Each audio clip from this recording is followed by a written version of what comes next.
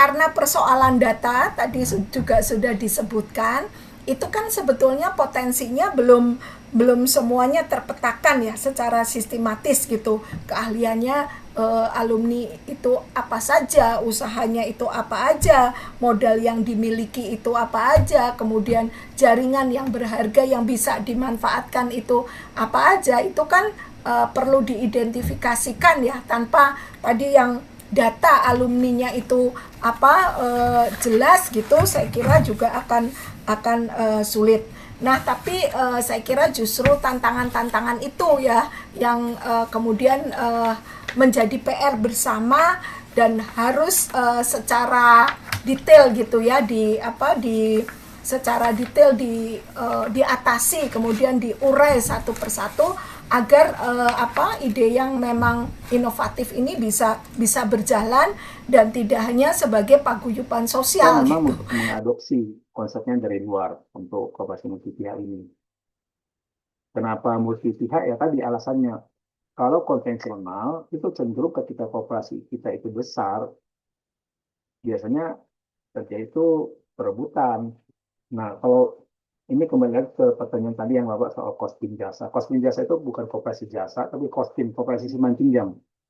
Koperasi simpan pinjam jasa, kenapa begitu kuat di generasi pendirinya? Itu tanda kutip gitu ya, kalau kita bilang pendirinya itu nggak bisa digantikan. Karena apa? Kalau menggantikan mereka berarti kan harus menggantikan sekian besar modal yang harus keluar kan. Tetap akhirnya koperasi model begini kan artinya siapa yang uangnya banyak di dalam itu memang nggak bisa keluar.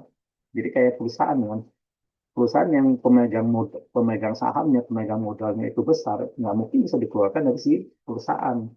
Kira-kira seperti itu. Jadi pendiri untuk kostum jasa memang dari awal mereka berdarah-darah kalau kita bilang tuh membesarkan si kostum jasa itu sampai begitu besar sehingga suara dari anggota-anggotanya tidak bisa membuat pendirinya keluar gitu loh. Kalau kita bilang dari sisi pergantian kepengurusan dan sebagainya, ya artinya kan dari mereka semua kan pendiri itu. Kalau kita lihat ya keluarga dan seterusnya. Tapi tetap kita bilang itu adalah model koperasi yang memang disepakati bersama seperti itu. Kita nggak bisa bikin satu judgement bahwa itu nggak bagus, kurang bagus dan sebagainya. Buktinya mereka jalan dengan baik dan makin besar dan melayani masyarakat. Jadi tetap harus melihat dari apa yang diberikan dari dampak dari bentuk si koperasi itu berjalan gitu ya. Dampak yang diberikan buat masyarakat itu kan luar biasa. Koperasi alumni Undip bersama dalam kesejahteraan. Bismillahirrahmanirrahim. Assalamualaikum warahmatullahi wabarakatuh. Salam bahagia kawan-kawan alumni Undip. Pada malam hari ini kita sesi pertama kita untuk ada KO sharing session. Jadi KO sharing session ini lebih pada kita agendakan untuk kita bisa berbagi informasi, kira-kira seperti itu. Berbagi informasi apa dan seterusnya, kita berharap ke depan menjadi satu forum yang kalau toh tidak rutin, tapi setiap ada isu-isu menarik, kita bisa membuka sharing session.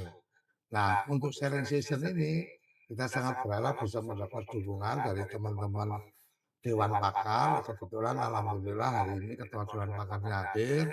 Dan pada malam hari ini yang kita undang adalah Kang Endi. Ini beliau pakar urusan perkoperasian, malang melintang di dunia perkoperasian. Mungkin hampir sama ritme waktunya, cuma beda dengan pusat kekuasaan. Artinya saya ada di Semarang, beliau ada di Bandung, jadi lebih dekat Jakarta dan perkembangannya beliau lebih update daripada kita. Sebelum ke Kang Endi, saya berikan kesempatan dulu kepada Mbak Madeline untuk bisa menyampaikan forum ini ke depannya harapannya seperti apa dan seterusnya. Saya persilakan. Monggo, Mbak. Terima kasih Mas Suryo Koco. Assalamualaikum warahmatullahi wabarakatuh. Salam sejahtera. Selamat malam Bapak dan Ibu, Mas dan Mbak. Nih ya narasumber Pak Endi Chandra, kemudian mungkin juga ada praktisi koperasi nih serta seluruh hadirin yang ada di Zoom meeting malam hari ini. Saya terima kasih sekali diberi kesempatan untuk ikut bergabung. Ini Mas Suryo sangat antusias dan penuh semangat nih, modal yang sangat penting untuk hari-hari ini dan ke depan. Jadi memang kita akan sharing sessionnya ini memahami koperasi multi pihak, peluang bisnis koperasi, alumni kampus. Saya kira seperti saya sampaikan, saya ingin mengapresiasi ya inisiatif dan gagasan ini, karena saya kira saat ini sangat relevan nih. Sekarang kan semua kegiatan atau bisnis itu kan memanfaatkan peluang ekonomi untuk berkolaborasi, kemudian juga berbasis digital, berbasis komunitas. Saya kira koperasi multi pihak yang digagas oleh Mas Suryo dan teman-teman ini relevan dengan kondisi-kondisi itu. Kemudian juga penting sekali mengingat, karena tadinya KMP ini agak plesetan dari merah putih, ternyata multi pihak gitu ya, tapi pasti ini berbeda karena ciri khasnya kalau koperasi biasa itu kan ya didirikan oleh anggota yang mungkin dari satu kelompok tertentu, basis komunitas tertentu, tetapi karena ini namanya multi pihak dan dari seluruh alumni tentu dan pasti alumni Undip maupun alumni universitas yang lain itu kan berada dalam jalur-jalur kehidupan yang sangat beragam dengan profesi yang berbeda-beda, latar belakang, kondisi ekonomi ya. Jadi ini sesuatu yang memang multi pihak ini mempunyai arti sendiri gitu ya, yang pasti akan mempengaruhi nanti bagaimana gagasan multi pihak ini diimplementasikan. Kemudian catatan kedua, Mas dan Mbak, karena ini berbasis alumni, ini kan sebetulnya memang harusnya menjadi modal besar karena ini aset yang luar biasa gitu kan. Tadi saya sampaikan alumni mempunyai jalur kehidupan, profesi, kemudian juga bisnis yang berbeda-beda, mungkin koneksi yang berbeda-beda gitu ya, kemudian sumber daya yang beragam yang kalau disatukan gitu ya, dikonversikan, itu akan menjadi kekuatan yang luar biasa. Dan juga poin penting dari koperasi multi pihak yang harusnya akan lebih menyemangati para inisiator maupun kita semua yang akan bergabung. Ini kita menjadi salah satu jawaban untuk dunia tantangan di dunia kerja yang saat ini Bapak dan Ibu, teman-teman dan Mas Mbak melihat kita ini sedang dalam krisis ya, lapangan pekerjaan, begitu banyak lulusan ataupun tenaga kerja yang tersedia, tetapi karena kondisi ekonomi dan perkembangan situasi global maupun politik kita, ketersediaan lapangan kerja khususnya di Indonesia menjadi tantangan yang cukup besar. Dan ini saya kira untuk koperasi multi pihak adalah gagasan yang bisa dikonkretkan, yang secara nyata tentu dapat menyerap tenaga kerja untuk membuka peluang bisnis dan juga kesempatan-kesempatan ekonomi untuk mendapat penghasilan. Nah, akan tetapi tentu kita tahu bahwa banyak nih tantangan maupun PR-PR yang harusnya sudah ada di catatan kita masing-masing ya.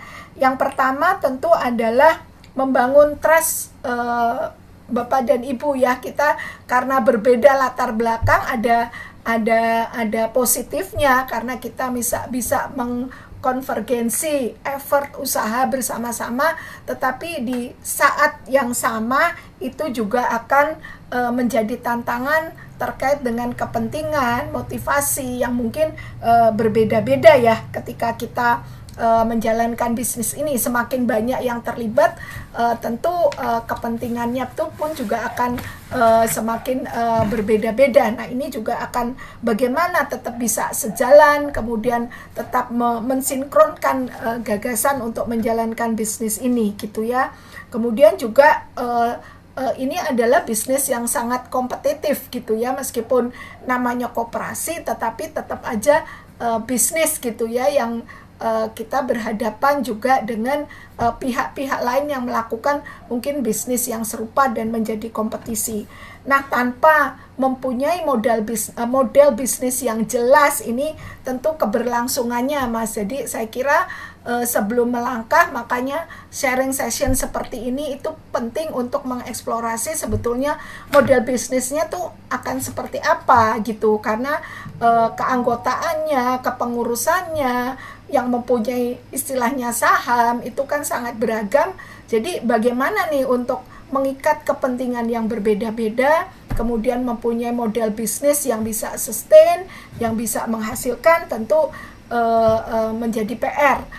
Saya di Undipnya di FISIP gitu ya, bukan Fakultas Ekonomi. Mungkin Mbak dan Mas, Bapak dan Ibu ini banyak dari Fakultas Ekonomi bisa lebih merumuskan, tapi saya kira tetap harus model bisnis yang unik gitu ya, yang relevan dengan dengan nature dari koperasi multi pihak ini gitu. Kata multi pihak ini udah beda gitu. Jadi ya model bisnisnya seperti apa supaya kepentingan banyak pihak ini bisa terakomodasi.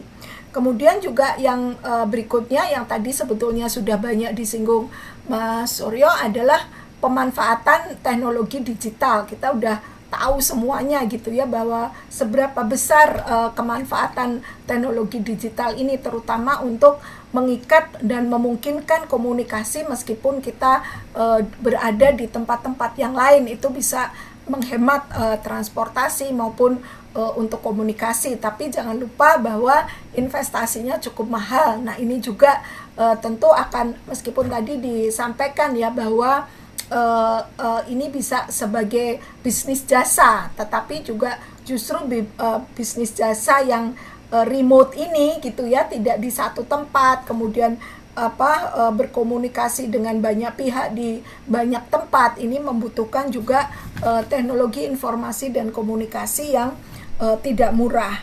Kemudian tadi disampaikan bahwa kita ini mempunyai potensi alumni yang tersebar, yang karena persoalan data tadi juga sudah disebutkan, itu kan sebetulnya potensinya belum semuanya terpetakan ya secara sistematis gitu. Keahliannya alumni itu apa saja, usahanya itu apa aja, modal yang dimiliki itu apa aja, kemudian jaringan yang berharga yang bisa dimanfaatkan itu apa aja, itu kan perlu diidentifikasikan ya. Tanpa tadi yang data alumninya itu jelas gitu, saya kira juga akan sulit.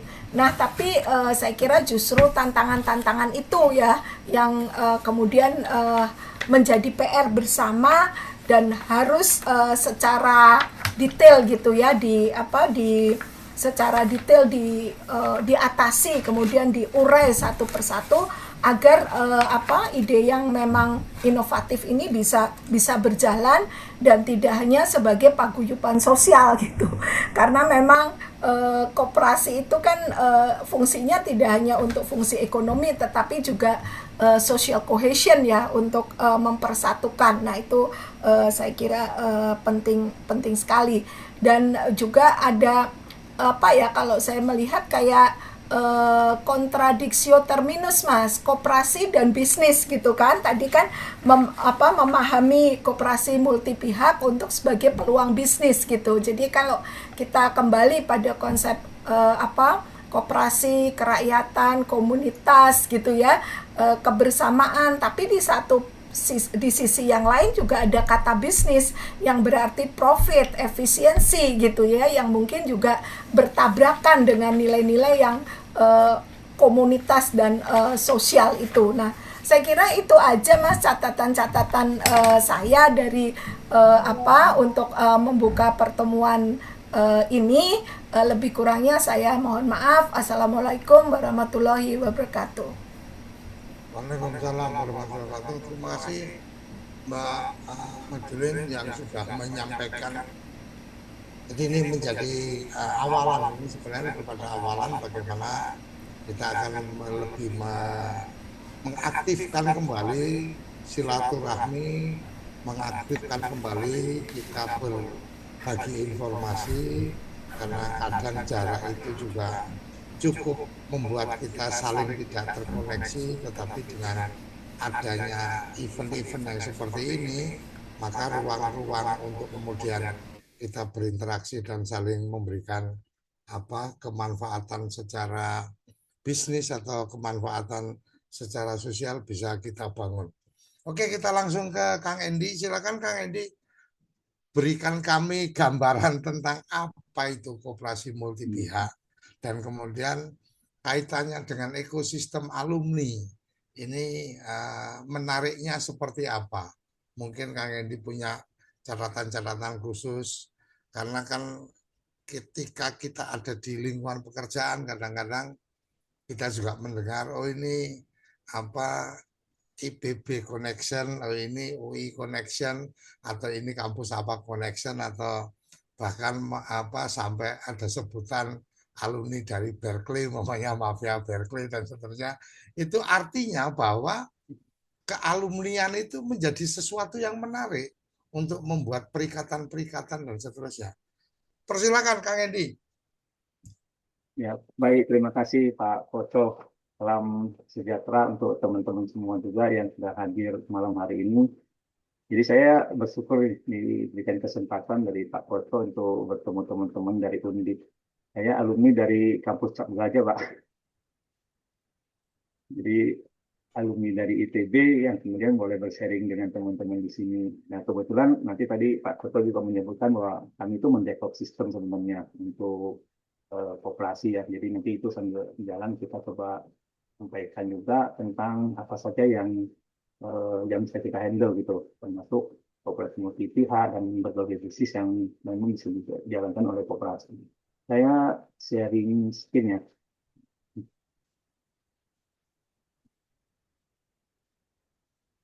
Ya, oke, sudah kelihatan ya, Pak Ibu. Ya. Oke. Jadi kita cerita tentang peluang bisnis sebenarnya. Memang kata bisnis itu memang cenderung sepertinya tadi ya, seperti apa yang disampaikan Ibu Menggelin, bahwa bisnis itu kan cenderung profit. Tapi bisa juga bisnis itu benefit gitu, nggak semuanya harus material. Tapi kita bilang bisnis itu menciptakan kolaborasi, efisiensi, dan sharing itu bisa terjadi dalam hal berbisnis itu. Nggak mesti harus profit saja yang dipikirkan.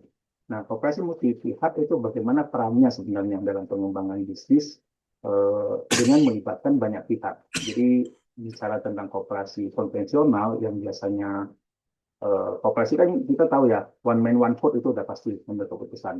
Nah, bagaimana dengan koperasi multi pihak ini? Sebenarnya ini semua sudah diatur di Permenkop. Ya, kalau teman-teman membaca Permenkop, nanti saya ada resumenya ya. Nanti kita buka sama-sama, kita lihat bagaimana tata cara tentang mengoperasionalkan si koperasi multi pihak ini. Jadi kita sekarang mendiskusikan peluang bisnis dalam arti benefit, mungkin benefit yang dapat kita sharingkan dalam sebuah koperasi multi pihak. Kemudian mungkin kita akan diskusi ya untuk bagaimana mempraktekkan ini. Karena kalau teori saja kayaknya nggak seru gitu.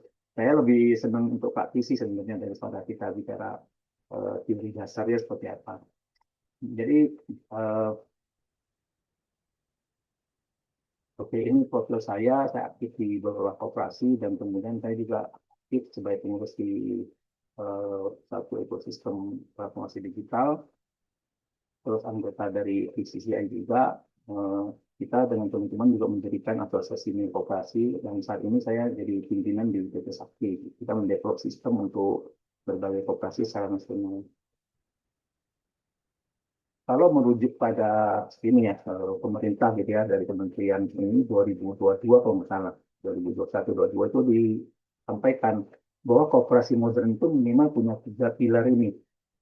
Ya, pilar kelembagaan, pilar usaha, pilar keuangan yang semuanya cara mengoperasikan kelembagaan itu semua udah berbasis teknologi, teknologi digital gitu. Ini pilarnya, pilar utama. Pengembangan ini ya tentu banyak.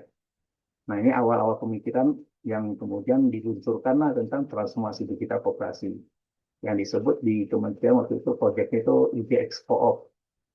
IDX Co-op. Jadi diluncurkan itu pada tahun 2021. Ini kira-kira gambarannya. Nah, kami sendiri punya roadmap untuk koperasi modern itu seperti apa. Jadi kita bicara tentang transformasi digital untuk koperasi, SDM-nya, bisnisnya, dan tentu harus ada dampak sosial ekonominya. Itu kita buat planning gambaran tuh 5-10 tahun. Ini di tahun 2021. Ini versi kita di teman-teman yang tergabung dalam ekosistem kita yang digunakan platform utama. Jadi gerakan di desktop itu seperti apa, kita punya target onboardingnya berapa koperasi dan seterusnya.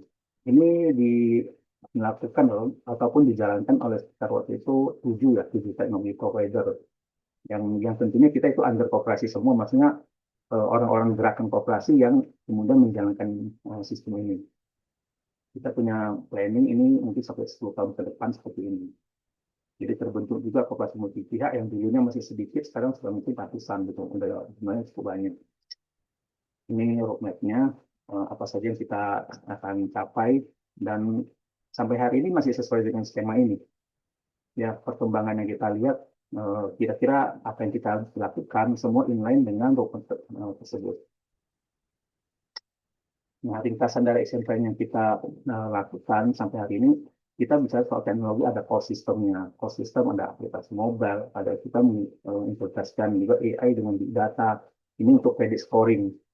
Jadi kalau misalkan kita di bank ya, ada namanya slip OJK kan gitu ya, untuk debitur, kita di koperasi punya koperasi data center yang menyediakan credit scoring koperasi. Yang anggota-anggotanya kita bisa scoring. Ini misalkan anggotanya dapat pinjaman atau tidak dan sebagainya, itu bisa scoring. Kita juga punya ekosistem digital, termasuk action plan kita yang lainnya, kira-kira terkait dengan SDM, bisnis, dan dampak sosial ekonomi yang harus kita capai seperti apa. Ini yang selalu konsisten kita jalankan dalam membangun ekosistem. Nah, bicara transformasi digital di koperasi, ini terkait dengan koperasi modern ini, ya beberapa poin penting ya, kita lihat itu ada 7. Yang paling terakhir regulasi itu yang menjadi sorotan. Selalu regulasi terakhir. Ya, pemerintah mengeluarkan regulasi itu selalu belakangan. Teknologi dua diterapkan, sehingga kita itu sebenarnya was-was gitu. Apa yang kita kerjakan itu nanti ke depan akan seperti apa, karena belum ada regulasinya. Seperti contoh yang sekarang, ya kita sudah membangun yang namanya cooperative data center itu untuk scoring koperasi, KYC, dan sebagainya. Tapi regulasi itu belum ada. Karena ini masuk ke pengawasan, harusnya ada Permenkop tentang pengawasan koperasi berbasis teknologi, kan gitu. Nah, itu yang belum kita lihat sampai hari ini. Walaupun kita mendorong ke arah sana, nanti mudah-mudahan setelah ada undang-undang koperasi yang baru, nah ini bisa diakomodir gitu. Karena undang-undang tahun 92 kan nggak ada tuh, ya. Kita hanya mengandalkan Permenkop kan nggak kuat. Jadi regulasi ini belum ada semua. Nah, berikutnya, saya mungkin akan menyampaikan tentang koperasi multi pihak. Nanti ini menjadi sesi sharing kita, diskusi yang mungkin lebih enak diskusi. Saya mengantarkan tentang bagaimana koperasi multi pihak itu muncul, konsepnya seperti apa. Kebetulan yang membawakan ini adalah Mas Firdaus Putra. Mungkin teman-teman juga kenal Mas Firdaus kan sebagai tenaga ahli juga di kementerian dan di beberapa lembaga strategis negara ya. Jadi inisiatornya itu dari Mas Firdaus waktu awal-awalnya, termasuk kita teman-teman yang berada dalam konsorsium ACCI. Jadi kita berpikir kenapa sih koperasi di Indonesia itu cenderung ketinggalan gitu ya, dari segi regulasi, dari segi teknologi, ataupun dari segi tata cara menjalankan bisnis. Nah, di luar negeri itu ada koperasi multi pihak. Kenapa muncul? Karena sebenarnya itu awalnya isu perusahaan startup. Ya, perusahaan startup. Startup itu kita tahu ada 3 kelompok utama sebenarnya dalam satu perusahaan startup. Ada foundernya, ada investornya, ya. Kemudian ada user kan seperti itu. Ini selalu menjadi cerita awal. Nah ini Mas Firdaus kita nih profilnya beliau. Nanti kalau boleh ya kita juga boleh diskusi dengan Mas Firdaus ya kalau terkait dengan aspek regulasi dan sebagainya. Ini menjadi apa namanya awal pemikiran ketika misalkan contoh Gojek gitu ya. Gojek itu kalau seandainya itu ada konsep koperasi multi pihak pada saat awal, mungkin Gojek ataupun model Grab itu udah menjadi koperasi itu bisa. Karena ada aplikatornya, ada foundernya, ada engineer yang bikin aplikasinya, ada drivernya, merchant, user, dan sebagainya. Kalau ini bentuknya koperasi, saya pikir nggak akan ada isu seperti sekarang. Kalau sekarang kan tarifnya itu dipotong oleh aplikator sekian persen, mungkin ya, berapa persen, 20% mungkin ya kemarin ya. Yang kemudian dinego jadi 8%. Nah itu kalau 8% mungkin dari sisi aplikator juga rugi kan gitu. Nah ini kita lihat, kalau awalnya ketika kita bicara tentang koperasi multi pihak, maka itu banyak pihak yang terlibat sebenarnya dalam sebuah bisnis itu. Tapi untuk membagi apa namanya porsi ya, membagi porsi suara atau untuk pengambilan keputusan itu kan sesuai dengan masing-masing yang memiliki perannya itu. Misalkan apa? Founder porsinya tentu akan beda dengan investor. Investor akan lebih memikirkan bagaimana duitnya diputerin dalam ekosistem ini, bagaimana pengembaliannya dan seterusnya. Kalau founder kan dia mendevelop marketnya dan seterusnya gitu. Kalau user ya mereka pengennya memakai aplikasi ini dengan nyaman, dengan mudah, aman, ya kan? Ya kayak seperti itu. Nah, bagaimana membagi porsi dalam satu ekosistem ini, saya semuanya merasakan keadilan gitu. Tapi kalau misalkan bentuknya bukan multi pihak, hanya koperasi toh gitu ya, hanya koperasi bayarkan, semua orang punya hak suara yang sama. Bagaimana user yang jumlahnya 1 juta orang, foundernya cuma 3 orang. Kalau kita bicara soal pengambilan keputusan, yang menang selalu user. User selalu pengennya harga lebih murah, tapi aman, ya kan? Sedangkan foundernya harus cari investor. Investor selalu mikirnya kan harusnya untungnya lebih besar kan gitu. Jadi nggak akan matching kalau bentuk kooperasinya itu yang konvensional. Sehingga perlu yang multi pihak. Nah, bagaimana tata cara mengatur yang multi pihak? Nah, itu ada aturan-aturan yang kemudian disepakati. Ini Permenkopnya nomor 8. Jadi definisi kooperasi multi pihak itu dituangkan dalam Permenkop. Nah, kira-kira seperti ini. Jadi anggotanya itu dikelompokkan berdasarkan peranan. Ya, kemudian dalam usaha tertentu ataupun usaha yang sama atau berbeda sebenarnya sih, ya punya potensi dan untuk memenuhi kebutuhan anggota-anggota yang di dalam ekosistem itu. Nah berikutnya ini tentang latar belakang strategisnya. Tadi mungkin kalau kita bicara soal kooperasi multi pihak, dasarnya apa sih, kenapa muncul gitu ya? Nah, kira-kira seperti ini. Jadi kalau kita bicara startup dulu kan tahun berapa ya 2000 mungkin 2014-15 kan mulainya ya, waktu lagi hype itu ada Tokopedia, Bukalapak gitu ya, Gojek dan sebagainya, itu kan baru-baru tuh 2015-16 tuh langsung dapat investasi jor-joran semua sampai bentuknya unicorn gitu. Nah kira-kira dari koperasi multi pihak juga awal pemikirannya di tahun 2016-17 juga ketika startup itu menjadi sesuatu yang begitu menantang gitu ya, menantang anak muda. Generasi milenial kan semuanya pengen punya startup. Nah kita berpikir waktu itu bagaimana kalau startup itu bentuknya koperasi, model koperasi apa yang cocok gitu. Nah muncullah ide tentang koperasi multi pihak ini yang kemudian berbasis pada teknologi, harus ada teknologinya. Jadi kalau misalkan hanya konvensional biasa nggak mungkin dijalankan. Kira-kira seperti itu. Ya, nanti untuk slide ini saya boleh sharing ke teman-teman juga. Nah, berikutnya ini contoh ya. Jadi kalau koperasi zaman dulu seperti ini sejarahnya eh, dari tahun berapa nih? 1844 atau 1864 dan seterusnya. Ini sebenarnya tidak bentuknya multi pihak zaman itu. Ya, ada anggota konsumen, ada ini kalau siman pinjam gitu ya. Ini awal ceritanya tentang koperasi pada saat awal-awal itu. Nah, kemudian bagaimana pertumbuhannya? Ini contohnya koperasi dan Bridge ini tahun 1870 anggotanya itu pemintal 13 orang, kemudian mengalami decline ya dari bisnisnya, kemudian mengundang investor lokal masuk dan ini menjadi multi pihak pada saat itu. Ada investor, ada yang bekerja dan seterusnya. Jadi koperasi bisa tumbuh karena bentuknya itu kan karena koperasi ya, bukan bentuknya kan private gitu. Kalau bentuk perusahaan private kan nggak mungkin 13 orang itu harus punya pemegang saham kan gitu ya. Kalau koperasi kan bisa seperti itu. Jadi awalnya dibentuk koperasi, kemudian ada investor masuk, nah itu menjadi sebetulnya multi pihak waktu itu, jadi multi stakeholder. Nah ini contohnya grafik-grafik ini dari internet ya, sebenarnya direkap. Ini contoh pada saat awal itu. Nah kalau kita di Indonesia kita menggunakan kita kenal yang namanya satu pihak yang biasa konvensional. Semua itu sama, individual member. Kalau misalkan dia koperasi sekunder ya berarti membernya itu adalah badan hukum koperasi yang lain, kan gitu. Kalau di koperasi multi pihak itu di cluster. Apalagi kalau sekarang kita melihat bahwa koperasi itu kan minimal didirikan oleh 9 orang ya. Kalau dulu kan 20, sekarang itu 9 orang. 9 orang itu kalau kita cluster pada saat pendirian awal, ya mungkin dia minimal pasti harus 2 pihak. Misalkan apa, founder, ya pendiri dengan kelompok apa, apakah dia konsumen atau apakah dia produsen gitu. Jadi ada kelompoknya. Nah dengan koperasi multi pihak juga tentu punya keunggulan dibandingkan dengan koperasi yang konvensional karena bisa dibagi hak untuk pengambilan keputusan. Jadi suara gitu.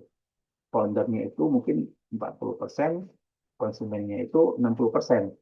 Karena masing-masing kelompok punya hak suara, maka masing-masing kelompok itu tetap harus eksis dalam satu koperasi ini.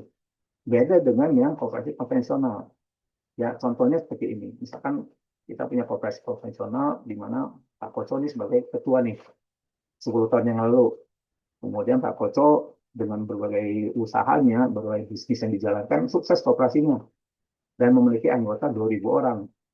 Nah, ketika usaha mau berkembang, terjadilah, biasanya kan usaha berkembang kan konflik-konflik itu muncul tuh. Semua usaha pasti akan muncul. Ya, tapi bagaimana kita memanage itu? Tapi karena satu dan lain hal, akhirnya dalam rapat anggota koperasi ternyata suaranya berbeda. Pak Koco yang dulunya didukung oleh 500 orang, sekarang ketika berbicara untuk 1.000 orang, 2.000 orang, ternyata 1.500 orang itu tidak setuju dengan usulan dari Pak Koco misalnya kan. Artinya apa? Pak Koco bisa tersingkirkan dari kepengurusan kan gitu. Ya, itu modelnya. Kalau yang konvensional, biasanya koperasi semakin besar, maka koperasi yang tadinya nggak diminati, tiba-tiba diminati oleh banyak orang. Tiba-tiba semua orang pengen bergabung. Karena ada SHU yang bisa dibagikan, ada benefit-benefit yang kemudian dapat disalurkan gitu. Ya seperti contoh seperti sekarang ini, seandainya kalau koperasi dari alumni ini berjalan dengan baik, mungkin asetnya juga mungkin sudah ratusan miliar karena sudah sekian tahun kan alumninya kan. Artinya kalau satu orang berkontribusi, ya setelah dari alumni itu berkontribusi ke koperasi itu 500.000, kali sekian tahun, kali sekian alumni yang ada, ya ditotalkan itu tinggal ratusan miliar bisa jadi gitu. Nah inilah yang terjadi ketika kita mengelola uang yang banyak, modal yang banyak, kemudian ketika sudah besar, suara itu ditentukan oleh forum gitu dalam RAT itu. Bukannya koperasi memang harus seperti itu, memang harus kan gitu. Tapi cenderung yang namanya dulu sebagai pendiri itu menjadi tidak dihargai biasanya. Muncul anak-anak milenial, anak-anak mungkin Gen Z gitu yang tidak tahu sejarahnya. Bagaimana perjuangan teman-teman pada saat alumni awal-awal itu mendirikan koperasi, perjuangannya seperti apa. Sehingga setelah 20 tahun, koperasi itu menjadi sangat besar dan anak-anak muda yang sekarang itu tidak mengenal sejarah, sehingga apa? Koperasi itu seperti kita bilang itu dikudeta. Itu banyak terjadi. Yang senior itu pada menyingkir. Ya akhirnya apa? Roh dari koperasi itu yang kita jaga selama ini, visi misi dan sebagainya menjadi tersingkirkan, jadi tergantikan dengan yang baru-baru itu. Nah, kalau di koperasi multi pihak nggak bisa seperti itu. Karena apa? Setiap pihak harus ada perwakilan dalam kepengurusan. Artinya founder, ya kemudian ada user dan seterusnya itu harus ada di dalam strukturnya gitu, ada perwakilan. Nah itu yang membedakan. Ini yang tadi saya sampaikan bahwa ada keunggulan, ada keterbatasan dan seperti inilah kira-kira ya gambarannya keunggulan dan tantangan tadi. Jadi kalau misalkan yang satu pihak saja atau yang konvensional, ya tentu dari anggotanya masing-masing sendiri. Tapi kalau di multi pihak, maka kelompok-kelompok itu yang kemudian memberikan suara ataupun keputusan-keputusan diambil dalam RAT itu berdasarkan kelompoknya. berdasarkan struktur yang perlu dibangun gitu. Misalkan ada 3 kelompok, berarti 3 kelompok itu yang harus memutuskan itu. Nggak perlu masing-masing lagi, termasuk untuk perwakilan pada saat rapat. Ya, karena ketika koperasi sudah besar dengan sistem perwakilan, tapi kalau perwakilannya tidak terakomodir dalam pihak-pihak tertentu, maka suaranya juga tidak akan bulat gitu. Biasanya kalau rapat anggota, pembagian SHU-nya nggak ada, yang hadir juga yang namanya anggota 1.000 mungkin hadir cuma 10 orang gitu. Ya, kira-kira seperti itu. Jadi ada keterbatasan kalau kita bicara yang satu pihak. Tapi kalau multi pihak, karena sudah dibuatkan dalam bentuk 3 pihak gitu ya, untuk satu kelompok koperasi ini, maka 3 pihak cukup satu pihak itu diwakili 1 orang atau 2 orang gitu. Dalam rapat itu lebih kondusif, lebih cepat ngambil keputusan. Nggak perlu harus nunggu sampai semuanya quorum gitu, seperti yang perorangan. Oke, nah ini komparasinya ya. Nanti mungkin secara teori sih ini nanti bisa teman-teman juga pelajari. Nanti saya akan bagi slide ini. Nah ini contoh kita bicara tentang yang koperasi startup waktu itu ya. Nah itu kalau startup itu bisa founder, kemudian ada karyawan, terus naik tingkat lagi dia bertumbuh kan. Ada founder, karyawan, ada investor nih masuk sekarang kan gitu. Terus tambah lagi ketika dia ada peningkatan, ada mitra, dan itu berkembang terus. Artinya koperasi yang multi pihak ini akan lebih gampang di scale up dibandingkan yang konvensional. Karena kalau konvensional investor itu mau masuk di koperasi, pasti mereka diminta jadi anggota. Tapi anggota yang kemudian dikendalikan oleh suara yang lebih besar, kan pasti kan ya. Investor itu suaranya tetap satu, karena dia 1 orang. Kalau di dalam multi pihak, maka investor itu bisa memiliki hak suara yang sudah disepakati bersama. Misalkan contoh seperti di startup yang level kedua ini, ada founder, karyawan, investor. Mungkin ini suaranya jadi founder itu 40%, karyawan itu 20%, investor itu sisanya gitu. 40, 20, 60, sisanya 40 investor. Nanti kalau ada mitra lagi masuk, berarti nanti suaranya dipecah lagi, diatur ulang. Founder sama co-founder mungkin tetap 40%. Nah, karyawan berapa? Ini 20%, investor 20%, mitra 20%, total 100% seperti itu. Nah, itu bisa diatur artinya sesuai dengan kesepakatan yang memang dibangun di dalam koperasi multi pihak ini. Scale up-nya akan lebih gampang dibandingkan kalau yang satu persatu. Kalau yang one by one artinya 1 orang punya 1 suara ketika ada 1.000 orang, ada investor yang mau masuk dalam RAT, nggak mungkin forum 1.000 orang nggak mungkin hadir tuh. Ya. Dan yang jadi investor juga was-was. Ini sebenarnya 1.000 orang bisa nggak sih dipercayakan seperti itu ya. Tapi kalau dengan di cluster, maka mereka akan berada dalam cluster yang sesuai dengan peranannya. Nah, ini model rapat anggota ya, tadi yang saya sebutkan. Kira-kira gambarnya seperti ini. Kalau untuk rapat anggota paripurnanya, nanti ini bisa ada perwakilan ya, ada perwakilan dari anggota kelompok A, B, C, misalnya seperti itu. Ini juga sama untuk struktur organisasi. Jadi semua kelompok itu terwakilkan di dalam struktur. Masing-masing pihak itu ada di dalam struktur kepengurusan. Ini contohnya skenario hak suara tadi yang saya sempat sampaikan juga. Kalau masih 2 pihak mungkin 50-50 ya, atau 40-60. Tapi kalau dari pemerintah menyarankan maksimalnya 40 sebenarnya. Ya, itu ada di Permenkop kalau nggak salah ya, ada sebutan bahwa sebaiknya itu 40% dan sebaiknya memang 3 pihak. Jangan cuma 2. 2 itu agak susah diatur karena sebanding dia untuk pengambilan keputusan yang sah gitu nanti akan susah. Jadi susah untuk dapat 50/1 ya. Ya, kira-kira seperti itu. Ini 2 pihak, 3 pihak, 4 pihak, dan seterusnya. Idealnya di 3 pihak kalau kita bilang. Minimal 3 pihak. Ini misalkan contoh untuk yang produksi atau produsen, konsumen, di pengolahan, ya, pabrik, ini digital, misalnya seperti ini. Ini perkembangan koperasi multi pihak, ini contoh seperti ini saya lewatkan saja. Data dari luar negeri sebagai pembanding. Nah, ini pada saat awal ketika menyampaikan tentang koperasi multi pihak itu kenapa diperlukan di Indonesia gitu. Ini juga contoh-contoh yang dari luar negeri. Ada beberapa koperasi ya yang ditampilkan di sini. Ini berdirinya juga sudah lama, 1969 di Spanyol gitu. Ini multi pihak. ada kelompok konsumen ya, kemudian ada outlet yang artinya manajemen atau pengusahanya ya, ada pekerjanya gitu. Ini juga sama di Amerika Serikat. Ya kadang kita heran ya, kenapa di negara yang kita sebut kapitalis itu justru koperasinya besar-besar gitu.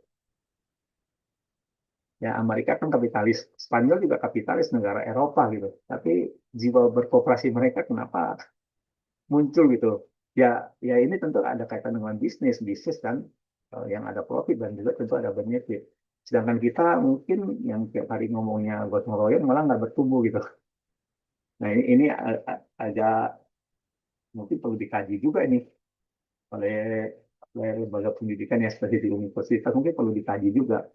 Kita yang bilang sebagai negara yang gotong royong malah kooperasinya nggak bertumbuh di luar negeri gitu.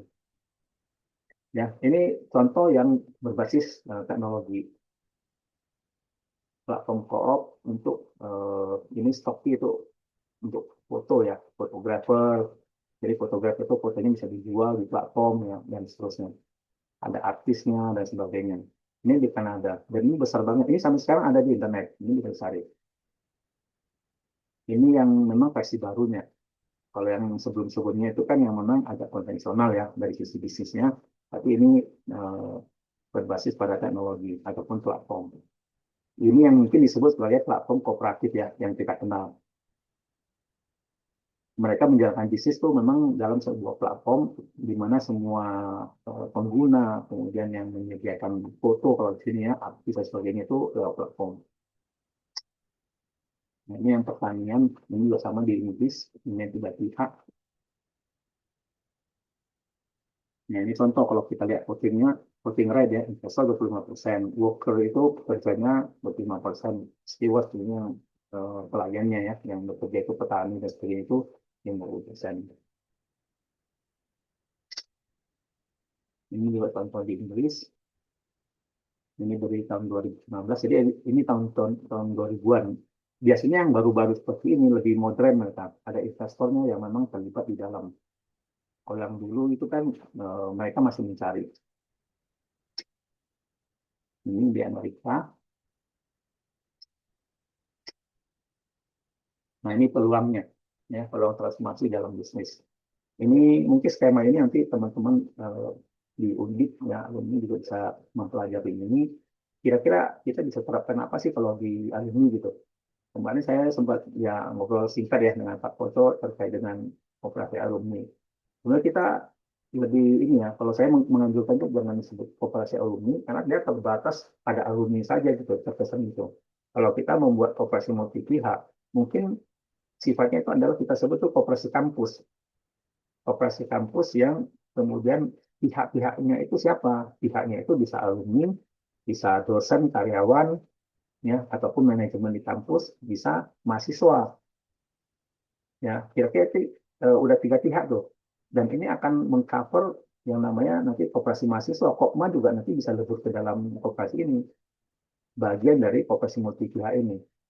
Alumni yang tadinya punya koperasi alumni ya menjadi koperasi multi pihak. Jadi dileburkan merger lah istilah itu. Membuat sebuah kekuatan baru, sebuah ekosistem baru di kampus. Sehingga nanti kalau dalam ekosistem ini uh, dibutuhkan untuk ya katakanlah saling membantu dalam arti ya kemarin saya sempat sampaikan juga ke Pak Koto tentang misalkan biaya kuliah, bantuan alumni kepada mahasiswa yang kurang mampu dan sebagainya itu bisa dilakukan lewat ekosistem koperasi multi pihak ini. Dan itu kan dalam satu sistem closed loop kita bilang tuh. Dalam satu sistem closed loop ya memang yang kita awasin bersama, nggak perlu harus ada dari pihak luar, pihak kampus, mahasiswa dan alumni gitu. Ini udah tiga pihak yang itu udah sangat kuat. Kira-kira seperti itu. Jadi modelnya bisa kita kembangkan sesuai dengan kebutuhan dan peranan kita masing-masing. Ini contohnya sektor digital, produksi, sektor real, dan seterusnya. Ya, nanti saya bagi ini. Ini macam-macam model ya yang bisa dikembangkan. Ya, contoh seperti operasi sepak bola itu juga bisa. Ada pendirinya, foundernya, pemain bolanya ada, fansnya ada, investornya ada. Nggak mesti harus ada PT-nya kan gitu ya. Kalau sekarang klub-klub sepak bola bentuknya kan PT. Kalau di luar negeri kan ada tuh yang bentuknya koperasi kan. Nah itu sebenarnya multi pihak mereka tuh. Ada foundernya, ada pemain bolanya, ada fans, ada investor. Oke, ini terakhir. Jadi ya sebenarnya ya ini ya kata kata beliau ini kira-kira seperti ini. Problemnya itu ya memang harus disesuaikan dengan cara berbeda ya. Kalau kita udah melihat problem ya kita nggak dapat ya nggak bisa menyelesaikan masalah dengan menggunakan cara yang sama ketika kita membuat problem itu ya seperti itu. Oke, sampai di sini slide saya akan perlihatkan beberapa poin ya yang tadi sebagai praktek apa yang sudah kita lakukan itu supaya kita sama-sama punya gambaran. Oke, saya share lagi ini untuk sharingnya ya. Oke, ini pedoman pendirian dan pelaksanaan operasi multi pihak gitu. Kalau Permenkopnya mungkin nggak perlu ya, nggak perlu kita sharing. Tapi ini pedomannya, pedoman bagaimana kita menjalankan. Nanti ini juga saya akan share ke teman-teman. Kalau memang belum punya, supaya nanti kita bisa tahu bagaimana mengoperasionalkan gitu ya. Karena begini, masuk tujuan dan sebagainya saya skip aja. Ini terlalu panjang. Ini juga saya skip dulu.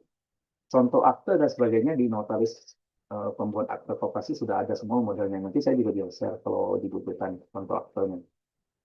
Nah ini yang pendirian baru. Kalau pendirian baru akhirnya memang koperasi belum ada. Tapi ini kan kalau nggak salah kan koperasi jasanya kan sudah terbentuk. Nah kalau sudah terbentuk, mungkin ya kalau saya melihat sebaiknya kita lakukan merger gitu dengan Kopma. Kalau di kampus sudah ada Kopma.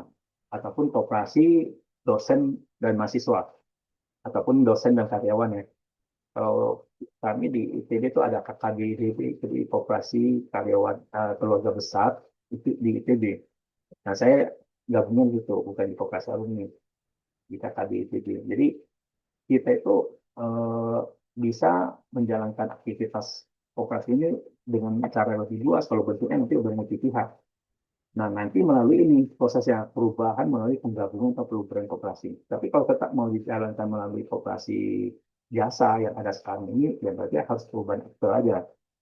Perubahan akte di mana nanti ada pihak-pihak dari alumni yang dikelompokkan dan seterusnya ya, model-model seperti apa.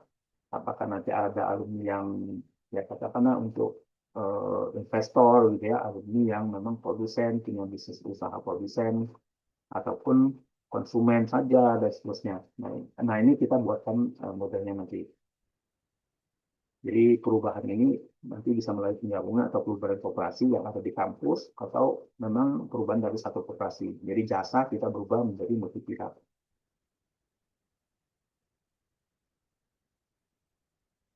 Nah ini disebutkan multi pihak ini paling sedikit pasti harus dua pihak.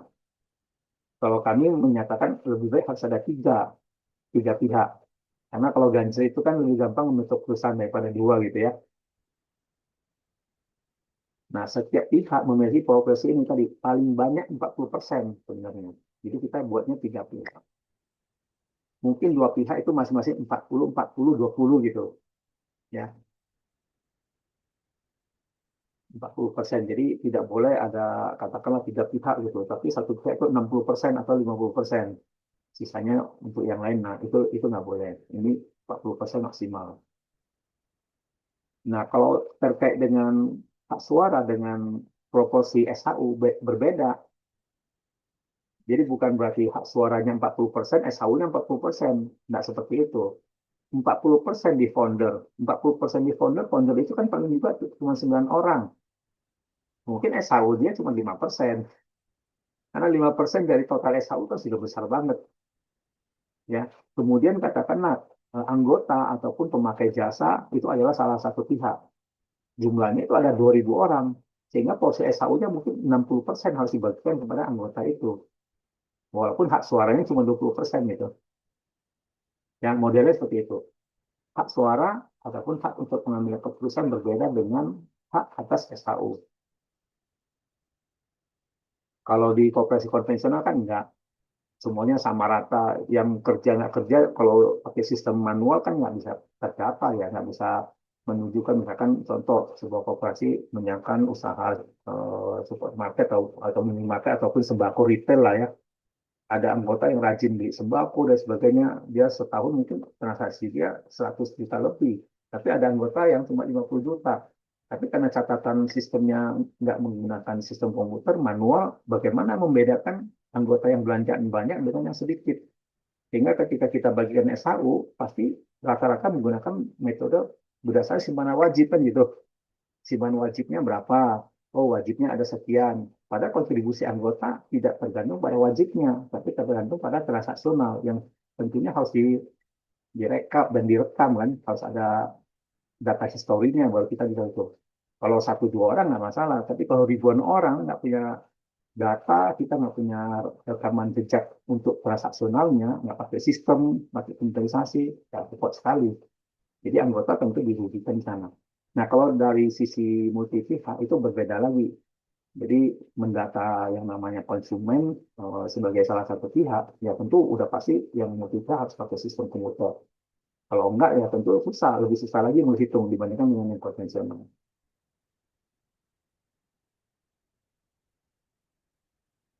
Oke, mungkin ini yang jadi perhatian saja. Kalau yang lain saya pikir hanya sama ya sebenarnya. Kalau rapat ya seperti tadi yang disampaikan, sebenarnya bobotnya di pengambilan keputusan. Dan tidak perlu hadir semua orang, semua pihak nggak perlu hadir. Itu perwakilan dari masing-masing kelompok saja itu udah bisa. Jadi ada pra rapat dulu, pra RAT-nya ada. Masing-masing pihak RAT dulu, kemudian hasilnya dibawa dalam forum paripurnanya. Itu lebih gampang seperti itu. Dan lebih murah mungkin ya dibandingkan kalau harus ngumpulin semua orang. Ya, ini pedoman pelaksanaannya. Nanti saya akan share juga eh, kalau terkait apa yang kami lakukan sebagai best practice ya kita di Koperasi Multi Pihak Sakti ya. Kan kami kan membangun platform nih, nama platformnya Sakti. Jadi perusahaan kami ini PT Sakti pemiliknya itu konsorsium koperasi. Jadi bukan pribadi-pribadi kita masing-masing apa namanya pemilik saham, tapi bentuknya itu koperasi. Salah satu pemilik saham dari PT Sakti ini, ya PT Sakti ini yang kami kelola. Ini PT Sakti, itu kami ngembangin aplikasi yang kemudian dipakai oleh semua koperasi, termasuk koperasi kami sendiri, dan melayani anggota kita sendiri gitu. Ya, kita bikin aplikasi untuk dipakai sendiri dan juga untuk teman-teman koperasi yang lain. Ya, kemudian ini menjadi salah satu apa ya teknologi yang kita kembangkan itu untuk sistem digitalisasi yang membantu koperasi lain juga supaya harganya lebih terjangkau. Toh sama saja karena platformnya itu eh, digunakan dalam satu ekosistem itu, interkoneksi di dalam ekosistem ini, terutama untuk yang namanya sistem transaksional untuk pembayaran dan seterusnya. Itu yang kita lakukan. Nah, apa yang kita lakukan terkait pengembangan berbasis teknologi ini? Yang terakhir ini kita kembangkan dengan teknologi blockchain menggunakan NFT. Jadi nanti ada penyertaan modal, penyertaan saham gitu ya. Saham dan modal di koperasi kan itu dari investor sebenarnya. Tapi anggota bisa berperan seperti itu di dalam pihak peranannya yang memang kelompok investor gitu. Jadi di saat itu ada beberapa kelompok pihak, ada foundernya, pendirinya itu kita teman-teman, kemudian ada investor. Investor itu bisa berdasarkan, maksudnya orang-orang ya, teman-teman kita dari koperasi lain yang mau ikut untuk berkontribusi. Jadi mereka bisa beli saham perusahaan PT ini melalui koperasinya, penyertaan kita bilang tuh, penyertaan modal gitu ya, penyertaan modal koperasi. Ini gambarannya seperti ini. Kita karena berbasis KNFT seperti ini, nah login ya, login anggota ini saya lihat yang saya contohnya.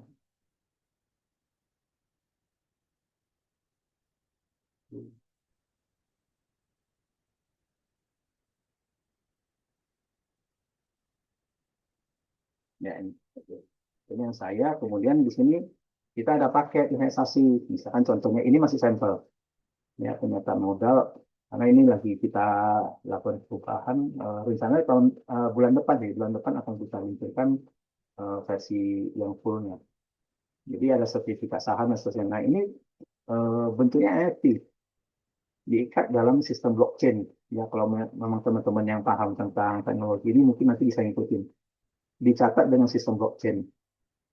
Nanti hasilnya ini bentuknya seperti ini. Ada sertifikatnya. Kemudian ada walletnya, ya, ada walletnya. Kemudian ada ID-nya. Jadi ini smart contract-nya, ya, ID-nya. Nanti publish-nya di mana? Kita di bursanya ini, pasarnya, di OpenSea. Ini contohnya sertifikat yang di NFT-kan. Ini siapa namanya, ya. Dan ini nggak bisa dihapus. Beda dengan record yang biasanya kalau kita bilang yang manual ya, dia bisa dihapus. Kalau ini enggak, begitu kita investasikan ya akan dihapus lagi. Jadi Anda tercatat sebagai investor untuk seterusnya. Ini praktek-praktek yang kita lakukan. Jadi kalau kita bicara soal teknologi ya memang harus ada prakteknya. Kalau enggak kan di awang-awang ya, ceritanya itu nggak jelas gitu. Ini yang kita lakukan. Jadi kita lihat peluang apa ya, peluang-peluang bisnis apa di teman-teman alumni ya, di Undip yang memang bisa kolaborasi dengan kita seperti apa. Nah, peluang-peluang bagaimana kita membangun kooperasi multi pihak ini ya, ataupun kooperasi konvensional yang ada ya kita konversikan menjadi multi pihak gitu.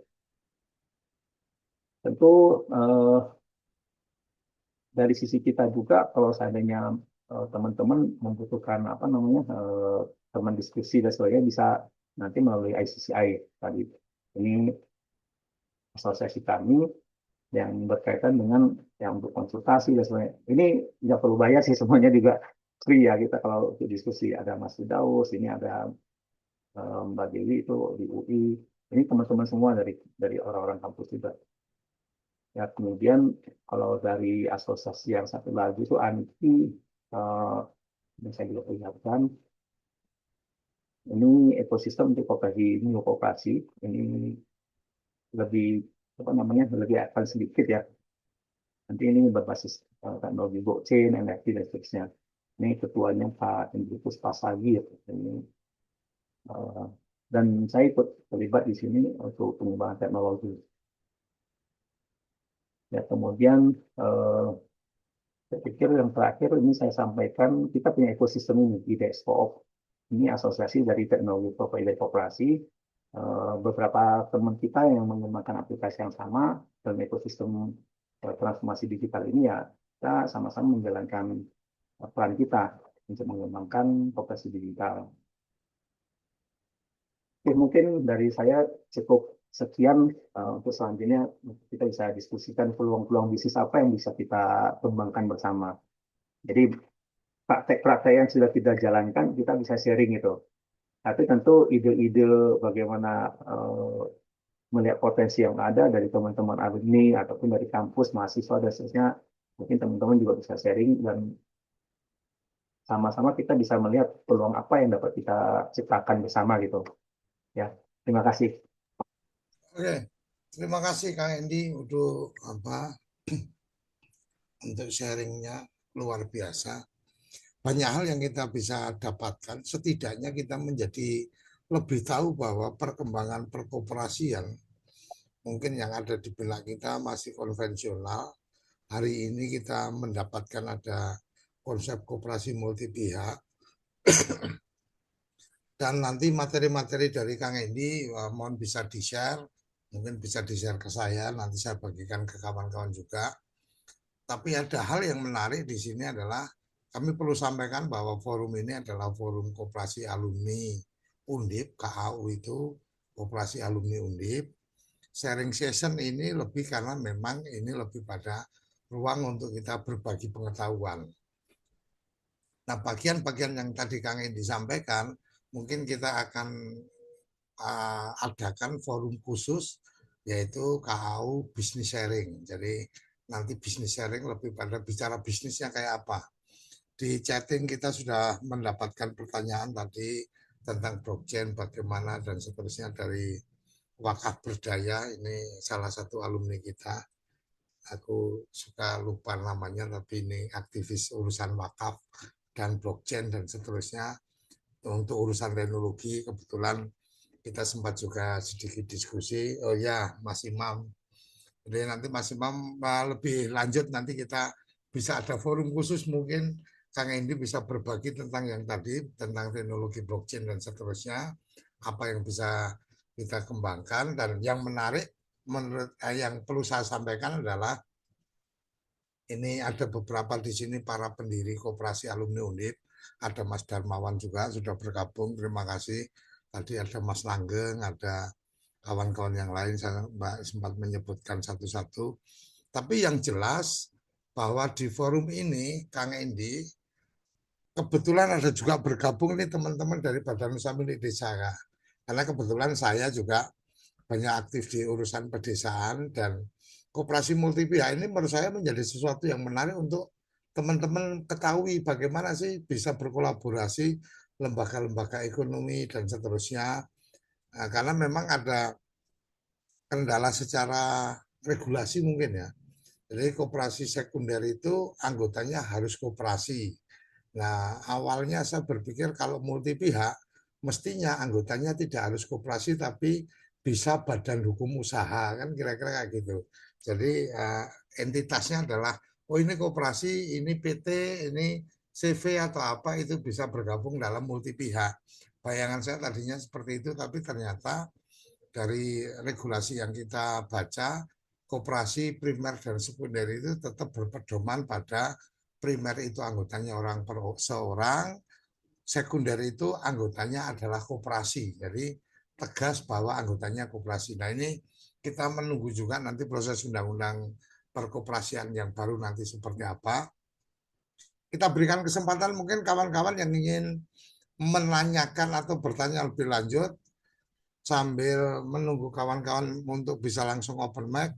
Saya perlu sampaikan bahwa Koperasi Alumni Undip kita juga sedang mempersiapkan untuk dalam sampai akhir tahun ini kita akan merapikan secara administrasi koperasi kita dan kemudian mempelajari lebih lanjut apakah kita akan bertransformasi dari konvensional menjadi multi pihak atau kemudian kita akan tetap multi pihak dengan melebur dengan beberapa koperasi karena setidaknya hari ini yang saya ketahui alumni Undip ada 2 koperasi. Belum lagi kalau tadi Kang Endi menyampaikan koperasi karyawan Undip ada, koperasi mahasiswa ada. Ini bisa jadi koperasi sekunder berbasis multi pihak atau kemudian melebur jadi satu. Nah ini bagian-bagian yang pasti butuh waktu untuk mendiskusikan. Silakan Mas Ali. Ini ada yang ingin disampaikan? Silakan. Beliau ini dari dulu aktif di Kementerian Koperasi juga ini. Silakan Mas Ali. Ya, terima kasih Mas Suryo. Jadi ada Mas narasumber. Saya ingin menanyakan ya, apakah operasi multi pihak ini sudah ada contohnya di Indonesia yang sudah berjalan dengan bagus, yang sudah berjalan dengan bagus, artinya substansi filosofi tadi yang dibangun itu sudah bisa diimplementasikan. Itu yang pertama. Dan secara konsepsi atau praktek ini multi pihak ini ada juga atau tidak contohnya di luar negeri. Karena koperasi sendiri kan awalnya dari luar ya, dari luar negeri ya Mas ya.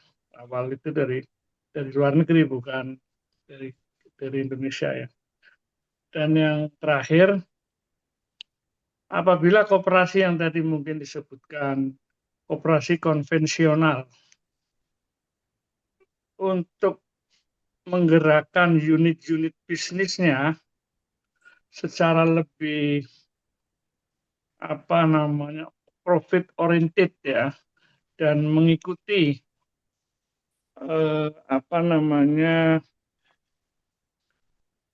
pola hubungan bisnis atau relasi bisnis yang lebih bagus. Bagaimana kiranya kalau yang konvensional ini dibikin membuat atau membentuk PT. Jadi PT yang dibikin oleh apa namanya koperasi ya, koperasi konvensional tuh ya. Saya pernah lihat di Brebes itu dapat bantuan alat untuk pengolah bawang menjadi pasta bawang. Waktu itu didorong oleh Kementerian Perindustrian, seingat saya, supaya mereka berkelompok membuat koperasi. Tapi mereka menolak. Artinya cerita gagalnya itu lebih banyak kalau bikin koperasi. Jadi akhirnya mereka sepakat untuk melebur satu sama lain menjadi PT. Ya, misalkan saya, Ali, punya lahan yang mau didirikan pabrik tadi, pabrik pasta bawang. Saya punya share nanti di situ sekian persen. Terus nanti yang sebagai pengurus punya share sekian persen. Di PT itu disepakati kepemilikan sharingnya. Nanti sampai profit sharingnya juga berkeadilan. Kira-kira gimana nih dengan pola ini? Karena tadi ya orang masih agak ragu dengan koperasi mau dipoles apa aja, memang agak meragu. Lebih-lebih nih dengan KDMP ini yang belum bergerak aja sudah masalahnya kayaknya banyak bener ini. Makin orang ngeri lagi itu untuk berbisnis dengan berbadan hukum koperasi. Sebenarnya yang membedakan koperasi, PT, CV ini kan apa ya? Itu kan sama-sama badan hukum ya, berbadan hukum ya. Tinggal skalanya itu ada sebagai yang usaha kecil, usaha menengah dan lain-lain.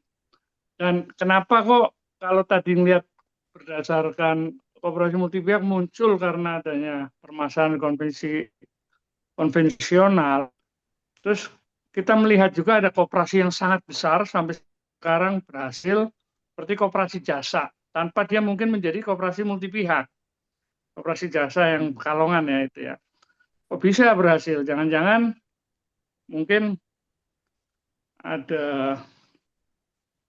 mungkin nggak perlu itu multipihak ya. Kita contoh aja gimana keberhasilan dari koperasi jasa. Demikian mungkin terlalu banyak pertanyaan saya. Terima kasih. Silakan Kang Edi diberikan respon, Ya. walaupun menarik. Oke, baik, terima kasih. Ya. Mungkin ini diskusi sharing aja dulu. Kalau contoh multi pihak yang sudah jalan, ya salah satu kami kan koperasi multi pihak di Sakti itu sebagai pemegang saham juga di PT Sakti ini, di perusahaan kami sendiri, yang kita develop sistem yang kemudian dipakai oleh koperasi yang lain. Jadi ada koperasi multi pihak Sakti, kemudian ada koperasi KSP Mandiri, ada yang ada 7 kalau nggak salah, ya. 7 pemegang saham, 1 sekunder, itu yang menjadi pemegang saham di PT Sakti. Yang lain itu konvensional. Hanya kita KMP Sakti ini yang memang mengacu ke teknologi seperti ini. Jadi kalau praktek ya kita menjalankan sendiri. Kalau sebagai contoh ya, kalau selain kita contoh yang lain juga masih banyak. Nanti saya bisa perlihatkan sebenarnya sih kita ada grupnya. KMP yang sudah KMP itu bukan yang merah putih, maksudnya KMP itu koperasi multi pihak. Jadi kita punya grup itu ada ratusan orang di dalam yang memang pengurus-pengurus pada koperasi multi pihak. Best practice-nya udah banyak banget sebenarnya. Ya nanti sambil diskusi lah barangkali nanti ada grup ya kita bisa cerita seperti itu. Nah kalau di luar negeri KMP yang ataupun kita sebut multi stakeholder kooperatif ya udah banyak. Tadi kan saya sempat sampaikan ya di beberapa slide. Di luar negeri cukup banyak. Nah, ini saya boleh share slide lagi ya terkait dengan hal ini.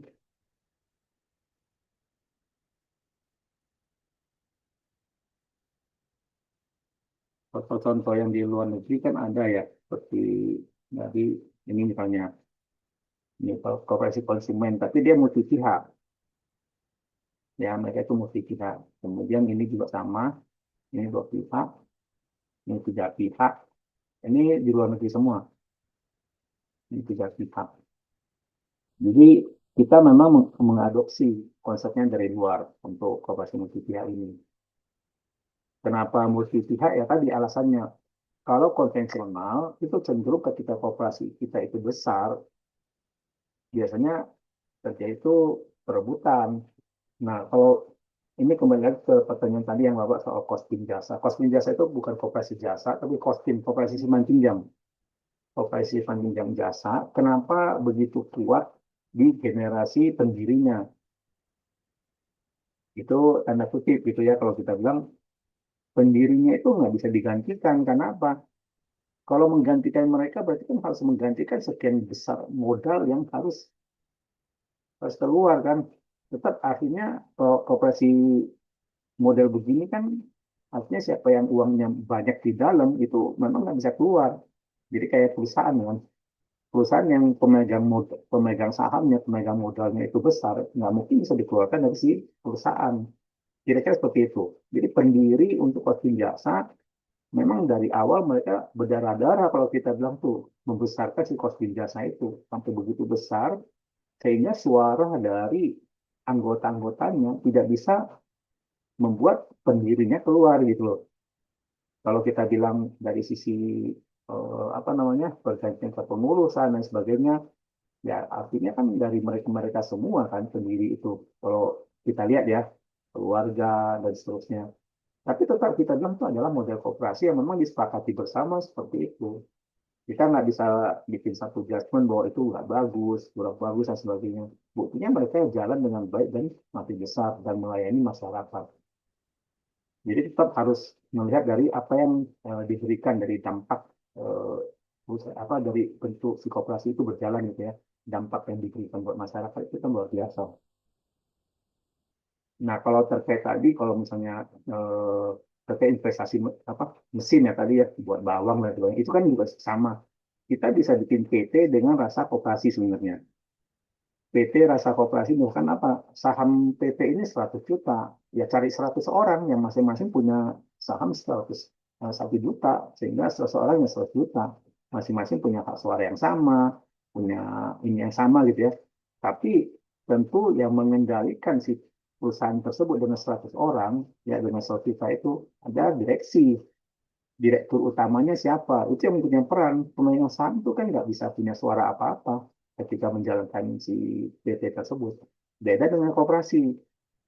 Kan gitu. Kalau koperasi itu walaupun kita bilang bukan pemegang saham, tapi suara satu orang ya satu suara.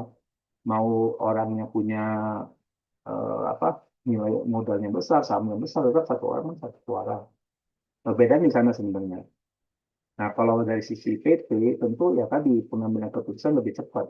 Direktur sudah bisa mengambil keputusan bersama dengan komisaris tanpa melalui rapat RUPS kan gitu. Kalau koperasi nggak bisa. Koperasi misalkan mau dapat pinjaman dari bank, mau dapat bantuan dan sebagainya, mungkin mereka perlu berebut dalam rapat anggota tertutup yang memang tidak perlu dihadiri semua anggota, tapi ada perwakilan gitu untuk memutuskan itu. Jadi agak lambat biasanya. Jadi PT dengan koperasi itu lebih cenderung dari segi untuk pengambilan keputusan jauh lebih cepat dan jauh lebih ada trustnya di PT karena penanggung jawabnya jelas. Kalau koperasi kan kolektif, nggak bisa satu orang yang menjadi penanggung jawab biasanya itu harus mengurusnya semua. Karena seperti ketika buka rekening di bank, contoh paling simple gitu ya. Kalau koperasi mau buka rekening di bank, itu 3 orang setengah tangan, pengurus, yang bendahara, ketua, sekretaris biasanya harus tanda tangan tuh. Kalau PT cukup direktur utamanya tanda tangan selesai, gitu. Jadi ada perbedaan di sana. Oke, mungkin cukup kali ya. Tapi Oke. kalau boleh kita diskusi Ya, lagi. Oke, ini memang menjadi menarik ketika bicara. Ya, salah satu yang saya tangkap waktu itu ketemu ngobrol dengan Kang Endi adalah kenapa kemudian harus membentuk PT Saktinya sementara punya koperasi. Salah satu hambatannya adalah regulasi. Sama seperti yang sedang saya coba kembangkan. Saya juga punya koperasi komunitas desa. Basis kita pengennya adalah bisnisnya media. Tetapi ketika berhubungan dengan Dewan Pers tidak mengakui koperasi sebagai badan hukum usaha yang boleh punya media. Akhirnya opsinya adalah kita kepikiran untuk bikin PT yang sahamnya 100% milik koperasi. Jadi ini memang regulasi kita tidak cukup memberikan ruang kepada koperasi untuk bermain lebih leluasa. Tetapi dengan konsep multi pihak mungkin ini menjadi cara yang lain ketika kalau kita melihat hari ini koperasi dengan spesifikasi usaha hanya boleh jasa, bukan simpan pinjam, khusus jasa, koperasi konsumen, koperasi produsen, koperasi pemasaran, dan seterusnya. Maka yang menjadi menarik ketika bicara multi pihak, maka koperasi multi pihak ini bisa membuat unit-unit yang itu dalam tanda petik dibuat sebagai PT yang kemudian sahamnya adalah punyanya multi pihak. Nah, antar anggota yang orang per orang ini bisa dikelompokkan sebagai pihak-pihak. Ketika kita bicara pendidikan, maka sebagai pengajar ini satu pihak, sebagai siswanya satu pihak, sebagai tim pengembang aplikasinya satu pihak. Berarti udah 3 pihak di situ. Jadi tambah lagi mungkin ada yang penyerta hanya titip modal aja, itu menjadi satu pihak investor. Jadi masing-masing satu suara, tetapi suara itu dikelompok-kelompokkan sehingga pada saat rapat anggota yang bersuara adalah para pihak yang sebelumnya sudah melakukan rapat pra-rapat anggota plenonya. Kira-kira seperti itu yang saya tangkap. Oke kawan-kawan, ini cukup menarik ternyata dan tidak terasa kita udah lumayan panjang berdiskusi, tetapi ruang masih kita buka. Kalau ada yang ingin menanyakan sesuatu dan seterusnya, dipersilahkan. Kalau terkait dengan koperasi alumni Undip, kita memang sedang melakukan penataan dan insya Allah kita mulai dengan mengembangkan ekosistem medianya. Kita mulai mengembangkan channel untuk Diponegoro TV dan juga media online sedang kita siapkan, dan kita juga berencana sudah ngobrol-ngobrol saya dengan Kang Endi untuk kemudian menggunakan platform aplikasi Sakti-Link untuk melakukan registrasi keanggotaan. Karena anggota kita kalau tidak salah data terakhir kita adalah 65 dari data anggota, dan ketika kita ingin mengembangkan, kemarin kita sempat kepikiran tentang secara administrasi dan seterusnya, masing-masing punya kesibukan, ini pasti akan cukup merepotkan. Oleh karenanya ketika kemudian kita kenal dengan Sakti-Link, setidaknya kita akan manfaatkan Sakti-Link. Dan alhamdulillah Kode Indonesia, koperasi yang saya ada sebagai ketua, kalau di koperasi alumni saya hanya sebagai salah satu ketua bidang. Di koperasi Kode Indonesia kita sudah menggunakan aplikasi Sakti-Link. Jadi ketika saya membuka aplikasi saya tahu simpanan pokok saya berapa, simpanan wajib saya masih berapa, utang berapa, ketahuan. Oh, tunggakan simpanan wajibnya saya 1 juta sekian. Oh, saya masih nunggak ini. Kemudian saya simpanan sukarelanya berapa, ada di situ. Dan kemudian kelebihan menggunakan aplikasinya Sakti-Link itu masing-masing kita bisa punya semacam e-wallet. Jadi kemarin saya sudah nyoba, jadi saya tidak berani ngobrol sebelum saya nyoba, Kang Endi. Jadi saya kemarin nyoba, gimana nih cara saya nambahin saldo di aplikasi saya. Oh, ternyata paling gampang adalah menggunakan QRIS. Jadi begitu kita create QRIS, saya langsung transfer dari BCA, scan QRIS-nya, udah langsung masuk. Jadi di rekening handphone saya yang di aplikasi Sakti-Link sudah ada saldonya berapa. Dan ketika kemudian kita mau bayar keperluan koperasi atau kita bertransaksi antar anggota, itu kita bisa menggunakan saldo handphone yang ada di Sakti-Link. Jadi menurut saya ini luar biasa, Kang Endi.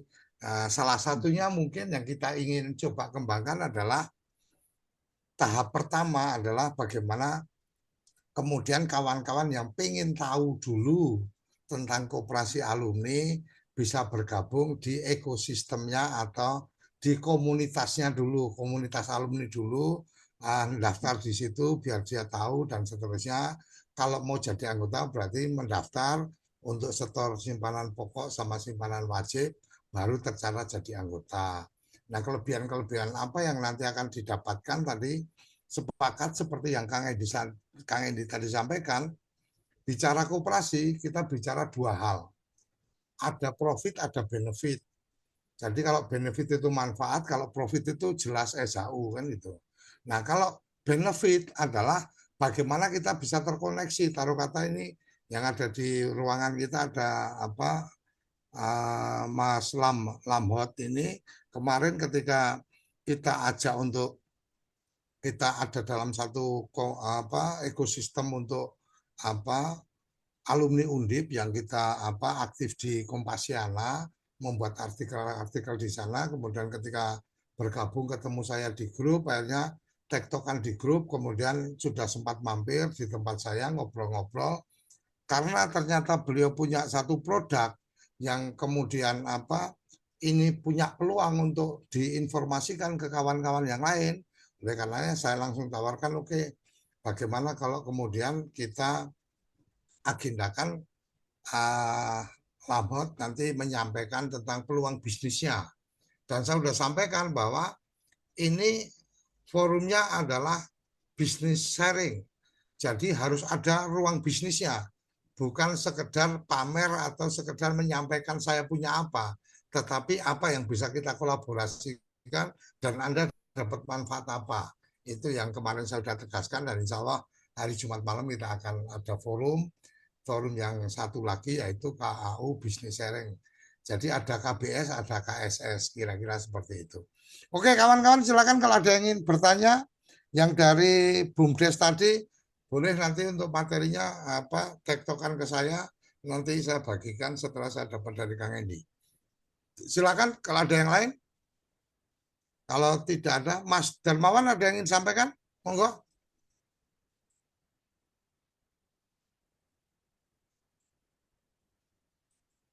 Silakan. Ya, terima kasih Mas Koco, ini semangatnya luar biasa nih ya.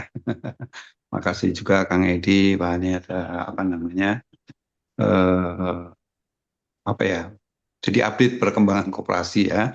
Dan, ya saya rasa banyak hal yang bisa dilakukan tadi dengan digital ya. Jadi yang selama ini kendala jarak itu mungkin juga nanti bisa lebih mudah ya. Nah mungkin nanti aplikasinya aja deh di KAU kita Mas Koco ya. Benar kita benahi dulu administrasinya dan ini ada kesempatan dengan tadi pakai digital semuanya bisa terbuka gitu walaupun jauh nggak perlu kumpul-kumpul secara fisik tapi kita bisa terkoneksi lewat lewat digital ya, lewat Zoom lah misalnya ya. Ya itu aja Mas Koco, terima kasih Mas Koco. Oke, terima kasih Mas Darmawan. Salah satu yang kemarin saya lihat mungkin Kang Endi bisa menyampaikan tambahan informasi. Kemarin di aplikasi saya lihat juga ada ini ya, ada untuk kita RAT online ya. Di aplikasinya kayaknya ada itu. Monggo silakan Kang Endi bisa berbagi tambahan informasi tipis. Nanti kita mungkin ada satu forum khusus kita siapkan untuk Kang Endi berbagi tentang aplikasi saktinya. Ya, baik, terima kasih. Jadi kalau dari sisi aplikasi memang kita kembangkan sesuai kebutuhan teman-teman di koperasi, karena termasuk kami juga menggunakan aplikasi yang sama. Nah, kalau dari sisi fitur-fiturnya terkait dengan RAT online ya, itu memang kita siapkan waktu itu ketika Permenpopnya muncul dan ada COVID, itu salah satu solusi yang kita tawarkan RAT online itu. Bagaimana RAT online itu dilakukan karena kita kan harus mempublish laporan keuangan dan sebagainya melalui sistem yang kita anggap aman. Kalau disebarkan lewat WA kan bisa kemana-mana. Jadi minimal kita sebarkan kepada orang yang memang terdaftar sebagai anggota. Jadi lewat aplikasi inilah sebagai sarananya. Jadi kita bisa melihat dan kita bisa menyetujui laporan yang memang sudah kita baca, misalnya kita atau mau kasih komentar dan seterusnya, itu bisa seperti itu. Jadi kita kembangkan khusus untuk memang teman-teman koperasi yang sudah pakai sistem digital. Nah, di samping itu juga dari sisi aplikasi kita, memang banyak model yang bisa diterapkan model bisnisnya. Apakah untuk e-commerce itu juga ada, kemudian sistem untuk event, kalau sistem untuk POS, misalkan yang seperti kita punya bisnis retail. Kalau di kampus kan cukup banyak sebenarnya ada kantin-kantin dan sebagainya. Nah, itu koperasi sebenarnya bisa memprovide mereka dengan teknologi POS ini supaya nanti eh, mahasiswa dan sebagainya bisa bayar ke kantin-kantin itu pakai teknologi kayak pakai QRIS dan sebagainya. Tapi itu dikelola oleh koperasi nantinya, gitu loh. Ya, kita itu bisa memprovide untuk sistem pembayaran sebenarnya. Jadi bagaimana sistem pembayaran berbasis koperasi itu dan itu bisa dijalankan ataupun dioperasikan secara closed loop. Nah, kalau secara closed loop artinya kan seperti tadi, kalau saya punya uang, saya belanja ke sesama anggota, maka uangnya terjadi hanya pemindahan uang kita bilang tuh di sisi koperasinya, nggak keluar dari sistem koperasi kita. Nah, sehingga secara transaksional itu tidak tidak membuat uang itu keluar dari ekosistem. Ya, kira-kira seperti itu. Dan ini menciptakan nilai tambah dan efisiensi sebenarnya buat di koperasinya. Tidak mengurangi aset sebenarnya kalau kita bilang. Kalau uangnya ditransaksikan keluar dari sistem koperasi ya itu kan pasti aset koperasi berkurang. Tapi karena terjadi pemindahan antar anggota di dalam koperasi ataupun transaksi kita bisa antar koperasi. Kalau ada kerjasama dengan misalkan di koperasi alumni dengan koperasi kampus bisa kerjasama itu juga bisa. Model-model seperti itu yang kita jalankan. Termasuk kita ada pengembangan terakhir itu dengan koperasi yang ada di kampus kita di ITB itu terkait dengan donasi buat mahasiswa. Jadi kita mengisi istilah itu saldo kepada mahasiswa yang memang membutuhkan donasi dari alumni. Untuk apa? Untuk belanja kebutuhan sehari-hari, untuk makan di kantin gratis dan seterusnya. Jadi kita menyediakan itu lewat aplikasi dan sumbangan dari ataupun donasi dari alumni kepada mahasiswa membutuhkan kita lakukan lewat model koperasi tadi, disalurkan lewat koperasi. Nah itu sudah berjalan hingga saat ini, sudah 2-3 tahun inilah. Jadi model aplikasi kita itu memang sangat fleksibel, tapi seperti yang disampaikan Pak Foto bahwa nggak mesti langsung si koperasinya menerapkan. Kita bisa lewat pra-koperasi dulu, istilahnya itu komunitas ya. Nanti kita bisa create misalnya komunitas untuk undip gitu. Nanti semuanya bergabung dulu. Nanti suatu hari akan berproses, oke, disetujui bahwa ini akan menjadi sebuah koperasi multi pihak, ada pihak yang kampus, pihak yang alumni, dan seterusnya. Nanti baru ada simpan pokok, simpan wajib. Tapi sementara itu belum ada kesepakatan mengenai model koperasi yang mau dibentuk ya. Tapi existing kan sudah ada tuh. Nah, yang existing itu biar berjalan saja. Tapi terkait dengan simpan pokok wajib nanti belakangan. Cuman kita sudah bisa memfasilitasi kegiatan ekonomi gitu. Transaksional itu sudah bisa jalan. Nah, terkait apa saja yang bisa disediakan supaya lebih murah, ya tentu yang namanya kalau anggota belanja di koperasi, di kantin, ataupun kita itu untuk pembelian ataupun pembayaran PTOB gitu ya, untuk tagihan, untuk misalkan bayar IndiHome, bayar telepon pulsa, jabat token listrik dan sebagainya, itu jauh lebih murah. Karena koperasi yang mengendalikan harga, kita itu hanya mengkonekkan komunitas ataupun koperasi ini pada ekosistem agregator. Sehingga nanti koperasi ataupun komunitas memang harus top up, harus punya saldo supaya bisa mentransaksikan seperti itu. Jadi benefitnya tadi jauh lebih terjangkau, lebih murah supaya teman-teman bisa mendapatkan manfaat dari transaksi itu sendiri. Ya, kira-kira Oke. seperti itu. Ya. Oke, jadi setidaknya yang tadi sempat saya sounding ke Mas Darmawan, salah Hmm. satu agenda yang tadi saya sampaikan, yang apa kita lihat ada di Sakti, sisi yang lain, taruh kata umpama, oh ini bantuannya kemana dan seterusnya, trackingnya juga jelas karena lintasannya menggunakan saldo yang ada di akun di Sakti Link, kira-kira seperti itu. Dan nanti lebih lanjut kita bisa diskusikan lebih dalam Mas Darmawan karena Oke. saya yang saya ingat betul tentang Mas Darmawan adalah komitmen untuk kemudian memberikan beasiswa kepada adik-adik mahasiswa dan seterusnya, mengcreate senior-senior yang sudah sukses untuk berpartisipasi. Nah, menurut saya ini menjadi satu ekosistem yang menarik untuk kemudian menjadi salah satu divisi kegiatan di mana koperasinya tidak ambil untung di situ, tetapi memberikan kemanfaatan kepada teman-teman. Kira-kira gitu. Oke, kawan-kawan, silakan kalau ada yang ingin menyampaikan, monggo respon. Kalau tidak ada, kita akhiri sampai di sini. Saya pikir cukup.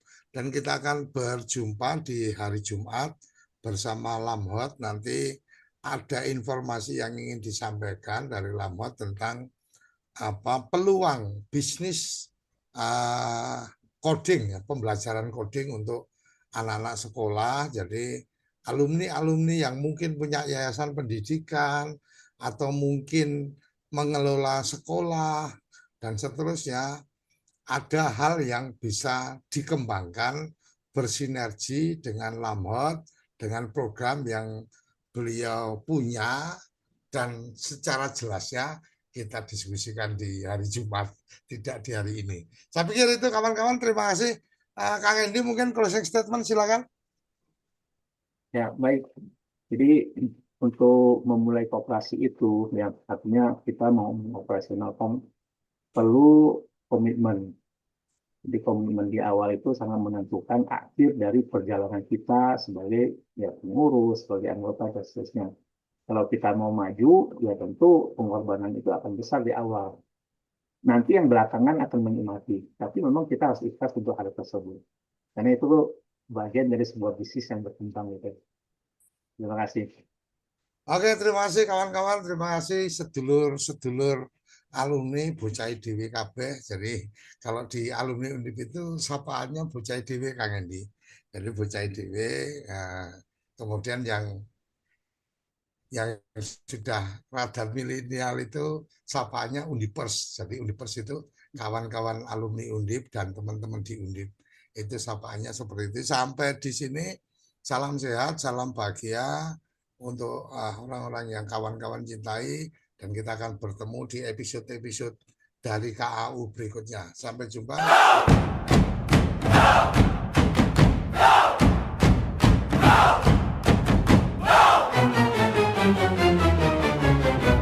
Koperasi alumni Undip bersama dalam kesejahteraan, bersama dalam kemakmuran, bersama dalam kebahagiaan.